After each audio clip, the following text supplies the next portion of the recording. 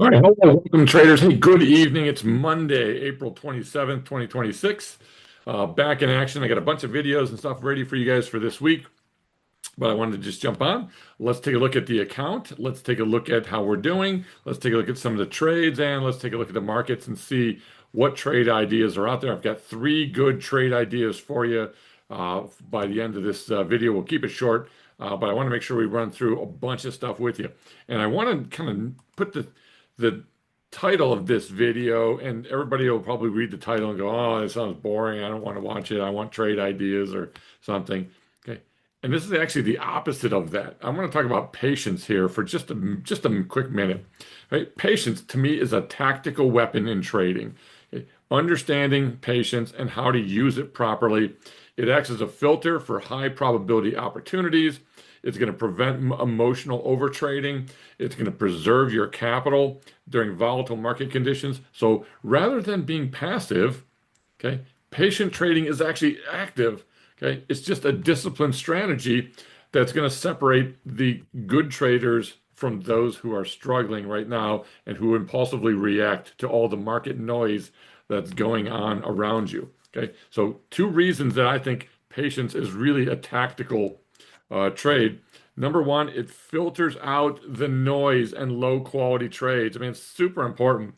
Impatient traders, you know, they feel the need to be constantly active, taking trades, low quality trades out of either boredom or missing out. And what I want you to be is the sniper here, right? I want you to just patiently be sitting here waiting for that trade to come into view so that you can hammer out that perfect setup that's going to align with your trading strategies, not my strategies, not some dude on Twitter or Facebook. Okay, it doesn't matter who you're listening to out there. It needs to align with your strategy and your trade plan. So be a sniper in trading and just be patient. We're just going to sit and wait for the best opportunity to strike. Okay. Second here is you want high quality setups in your trades, and they're just not always going to be out there. In fact, right now, I'm finding it very difficult to find high quality setups. So I'm just being patient. Okay. I'm going to confirm my signals, whether it's my technicals or something else out there before I enter. I'm going to reduce the likelihood of failing because I've taken my time. Okay. I don't get FOMO. I don't care. I don't read what's going on in Twitter out there. I don't follow a ton of people either, but I'm pretty good about blocking out the noise. So I think it's important for you today just to take this away a little bit from what we're doing and understand that I think patience here is one of the most important attributes that you can have as a trader. That being said, let me show you why I'm being patient and give you a couple setups that are looking good right now. But let's first take a look at the accounts and see where we are. I don't know if I've given an update in a while, but here's the end of the trading session today. And we had a good week last week. We're off and running this week. Delta right now is at 435. 0.09%, 0.2% or below is where I want to be. So I'm very delta neutral, which feels pretty good with the markets being a little overbought right here. I'm still bullish. Okay, so I'm still on the bullish side, but not quite as much as I was. Okay, my theta though is doing great. 1622 on my theta. That's fantastic. 0.32%. Considering that the VIX is at 18 right now, that's a pretty good theta number. I'm pretty happy with where I am, especially when you consider that my BP usage here, okay, is only at 34%. So I only have 34% BP usage. Okay? I have a ton of cash ready to pound out there when the time is right. And net lick on the portfolio right now is 507,647.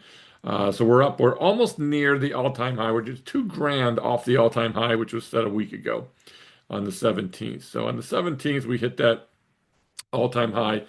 We're close. It's all good. Today we're down a little bit. I mean, the portfolio is up, but what's holding us back a little bit right now is a little bit of selling in gold and silver, but it's all good. Okay, trade's working out the way it should, and those will all come back. So anyway, there's where I am. That's where I am right now. And then for the month, we've generated over 44,000 in realized gains. The account itself is up over 21,000, which is 4.34%. Perfect. I'm shooting for 2 to 3% a month. If I beat that, fantastic. We're up 4.34% right now with just a few days to go in the account. So I love where we are. This thing is setting up perfectly for what we want it to be. All right. That being said, let's jump into the markets really quickly and take a look at what's going on. And here's the ES. We've had obviously that huge V-shaped recovery that everyone's noticing, but we're bumping up along the top of this trend line. And we're going to talk more about this in just a second here. RSI is at 73, roughly 72.55. So we're overbought. Okay. So the market's definitely overbought right in here. MACD is already starting to roll over. Squeeze has actually now started to roll over 2 days in a row. Volume today was pretty dreadful. So we haven't had very good volume. This thing looks like it's just starting to stall a little bit, but we are heading into earnings this week. I don't know. I don't really want to be overbought heading into earnings, even though I think earnings will be good. Wednesday is a monstrous day, but we've got earnings every day this week in some big name companies. We've also got the Fed decision on Wednesday. So that being said, market's consolidating a bit here. We really haven't gotten much higher in the last week or so. But and the 8 is getting farther from the 21. That's just not a great sign. I can't remember the last time the 8 was this far away from the 21. It's not even showing up here this year at all. So we've never had this big of a gap to the upside since at least the beginning of this year. We could go back more and take a look. But what I want to draw your attention to is let's shrink this down. Let's roll this out a bit. And let's take a look at what on the longer term time frame. You can see that we are in a bit of a rising wedge pattern here. So rising wedge pattern is a bearish pattern. We're at the top, we've come down, we're at the top of it here. Can we break? Maybe. Maybe. I think we can still run up a little bit higher towards the top of where I think wave 5 in this market is going to top at. We'll see. It could go higher. I don't know. But my guess is we'll roll over, come down a bit, bounce, come back up. And I think we're just going to stay in this until sometime here in, I'm going to say June, July, maybe even August. We're either going to make a break to the downside, or we'll have hit this wave 5, either one. When that happens, I think once we break this line, I think the markets have some significant problems to go. But right now, you trade what you see, and what you see is a really nice bullish market out there that is a bit overbought. But I think you can still find some trades, not a ton, in there. And I put on the fib levels off of this March 31st low. This would be where I would be identifying some sort of a pullback. The 38.2 is the most logical right now, which is where the 50-day is residing, if we can bring it back to there. If we go a little bit more towards the 50% retracement, that's probably where the 200-day is going to be moving up to. So somewhere in these neighborhoods, I think we'll get a pullback, and then maybe we can run to a new high unless we run to it right now and just get it over with. Then I don't know how much bounce we got left. All right, so there's the S&P right now. All told, we are in a bullish regime, although it's oversold or overbought. It doesn't really matter. It's a bullish regime. You should trade it as such. If you're putting bullish trades on, you can be pretty confident in the market right now. Being overbought like it is, I'm actually being a little bit more cautious, even on bullish trades. I'm watching my risk on these things. I'm watching my sizing on these. I'm sizing as if we were in a bit of a neutral market. So I'm trading this market almost like it's neutral, even though it's technically bullish. because I can see us potentially rolling over and pulling back this week. It's going to be a volatile week, maybe for a week or two before we make another run potentially higher. So that being said, size appropriately. Bullish trades in a neutral environment would be like a 1% max loss of my net lick. So that's where I want to trade.